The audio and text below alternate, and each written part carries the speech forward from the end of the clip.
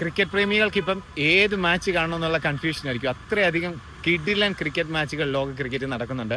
Mallu cricket എന്ന് വന്നിരിക്കുന്ന ആഷസിൻ്റെ first ഡേയെ കുറിച്ച് സംസാരിക്കാൻ വേണ്ടി ആരെങ്കിലും ആഷസ് ഭയങ്കരമായിട്ട് ഇഷ്ടപ്പെടുന്ന ഒരുപാട് പേരുണ്ട്.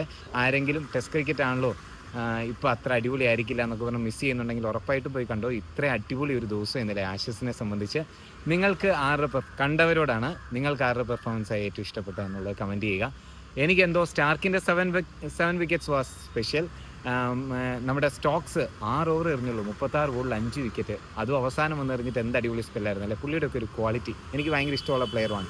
പക്ഷേ എന്തോ എനിക്ക് ഇന്നലെ ഹാരി ബ്രൂക്കിൻ്റെ കളി അത്രയും പേസിൽ അത്രയും സ്വിങ്ങിൽ ഓസ്ട്രേലിയൻ പേസ് അറ്റാക്കിനെ പുള്ളി ഒരു സൈഡിൽ നിന്നിട്ട് പിന്നെ പുള്ളി ഔട്ടായപ്പോൾ ഇറങ്ങിപ്പോകാൻ കാണിച്ചൊരു മനസ്സൊക്കെ ഉണ്ടല്ലോ. എനിക്ക് ആളോടെന്തോ ഒരു പ്രത്യേക ഇഷ്ടമാണ്. അടിപൊളി പ്ലെയർ അല്ലേ.